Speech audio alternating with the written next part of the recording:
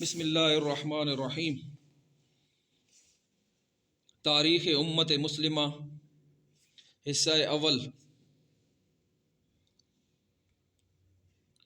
مولانا محمد اسماعیل ریحان مد ذلہ۔ یہ دنیا اتنی ہی عجیب ہے جتنی ہماری یہ زندگی اور جسم و جان۔ ہم گوشت پوش کا ایک جسم ہے جو سوچتا، بولتا اور حرکت کرتا ہے، جس میں ایک چھوٹا سا دل ہماری پیدائش سے لے کر آج تک کسی وقفہ کے بغیر دھڑکتا چلا آ رہا ہے، جس میں ہزاروں میل لمبی بال جیسی باریک شریانیں ایک ایک خلیے کو خون فراہم کرنے کا کام کر رہی ہیں۔ ہمارے یہ وجود 100 برس پہلے یقیناً نہیں تھے اور 100 برس بعد یقیناً نہیں ہوں گے۔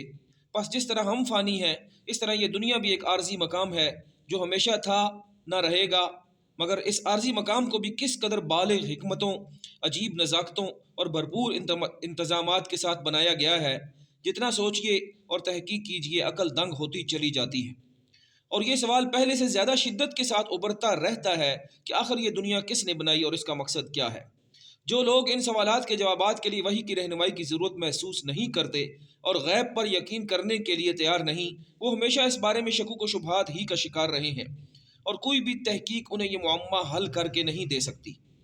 ہاں، جو بندے خالق کے وجود پر یقین رکھتے ہیں، رسولوں کی حیثیت تسلیم کرتے ہیں اور آسمانی تعلیم کی ضرورت کو مانتے ہیں، ان کے لیے یہ سوال کبھی معمہ نہیں رہے، کیونکہ ہر نبی کی ابتدائی تعلیمات ان سوالات کے جوابات دیتی ہیں۔ یہ دنیا ایک اللہ نے بنائی ہے، وہی خالق کائنات ہے، وہ ہمیشہ سے ہے اور ہمیشہ رہے گا، اس کو کسی نے نہیں بنایا، اس کی کوئی اولاد نہیں، وہ سب کچھ جانتا ہے، ہر چیز اس کے قبضہ قدرت میں ہے، اس نے انسانوں کو اپنی عبادت کے لیے پیدا کیا ہے، اس دنیا کو آزمائش کی جگہ بنایا ہے، کامیاب لوگوں کے لیے انعام کے طور پر جنت تیار کی ہے اور ناکام لوگوں کو سزا دینے کے لیے جہنم کو شعلہ زن کیا۔ یہ ہیں موت و حیات کے اسرار کے متعلق وہ حقائق جو گزشتہ کتب آسمانی میں بھی موجود تھے اور اللہ تعالیٰ کی آخری کتاب قرآن مجید میں زیادہ وضاحت کے ساتھ بیان ہوئے ہیں۔ چونکہ یہ چیزیں عقائد سے تعلق رکھتی ہیں اور ان کو جانے بغیر انسان کی بے چین روح کبھی مطمئن نہیں ہو سکتی، اس لیے انہیں وحی الہی نے خود کھول کھول کر بیان کیا ہے۔ کچھ ایسے سوالات بھی ہیں جن کا محرک معلومات کا شوق اور آگہی کا ولولہ ہے۔ انسان کا ذوق تجسس اسے آمادہ کرتا ہے کہ وہ ان باتوں کا پتہ چلائے کہ ان کے آباء و اجداد کون تھے، کیسے تھے، ان سے پہلے کون لوگ آباد تھے، دنیا کب سے آباد چلی آ رہی ہے، اس پر کون کون سی قومیں آئیں، ان کی تہذیبیں کیا تھیں، رہن سہن کیسا تھا۔ یہ سوالات تاریخ سے تعلق رکھتے ہیں، جن میں سے بعض کے جوابات اللہ کی کتابوں اور رسولوں کے کلام میں مختصراً مل جاتے ہیں۔ ماضی کا شعور انسان کی نظریاتی، روحانی، علمی اور عملی تربیت کے لیے بہت مفید ہے، اس لیے وحی اور رسولوں کے کلام میں ہمیں ماضی کے متعلق بہت سے حقائق مل جاتے ہیں، مگر وحی اور رسالت کا اصل مقصد انسانوں کی ہدایت ہے، نہ کہ گزشتہ لوگوں کے حالات جمع کرنا۔ اس لیے ماضی کے تفسیری حالات جاننے کے لیے ہمیں اس علم کی طرف رجوع کرنا پڑے گا جس میں ہر دور کے اہم حالات کو مرتب کیا جاتا ہے۔ یہی علم تاریخ کہلاتا ہے۔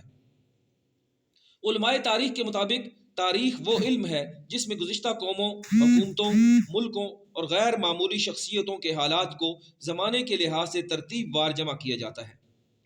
دنیا کب بنی؟ یہ قضیہ شروع سے متنازع چلا آ رہا ہے کہ دنیا کب بنی اور نسل انسانی کا وجود کب سے ہوا۔ دور حاضر کے ماہرین ارضیات تو زمین کے وجود کو کروڑوں سال اور انسانی وجود کو لاکھوں سال پہلے قرار دیتے ہیں، مگر یہ صرف ایک قیاس ہے جس کی کوئی تاریخی روایت تائید نہیں کرتی۔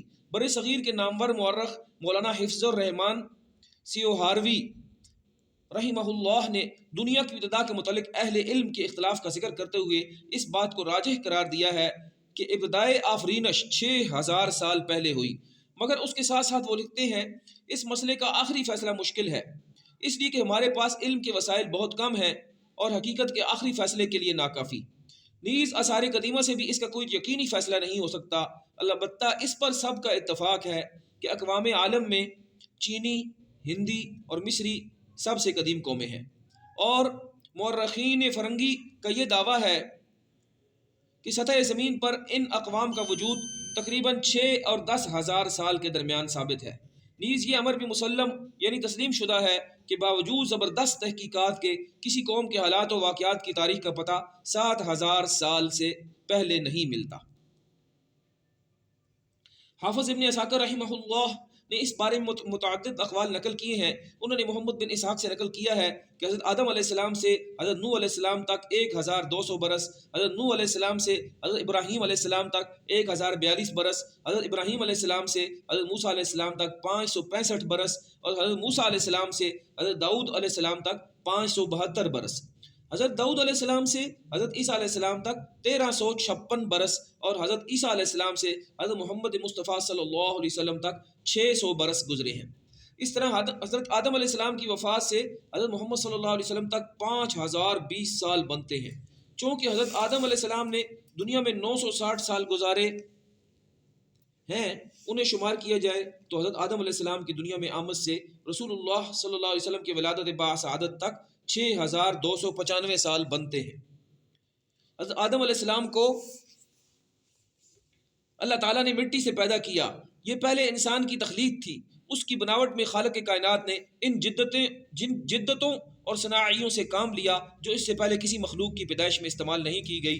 اس نئے وجود میں سوچنے، سمجھنے، جذبات کا اظہار کرنے، مسائل کو سمجھنے اور گرد و پیش کے وسائل کو کام میں لانے کی صلاحیتیں باقی تمام مخلوقات سے زیادہ تھیں۔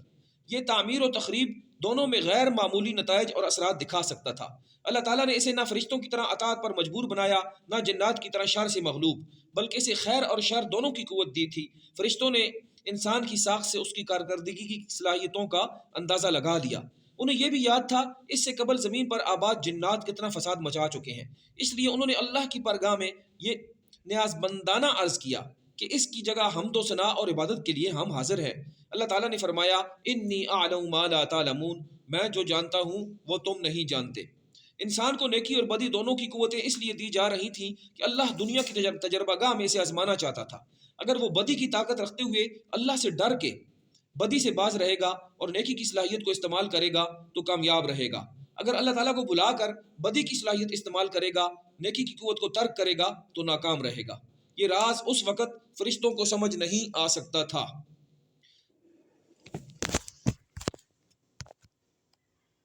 اللہ اکبر اللہ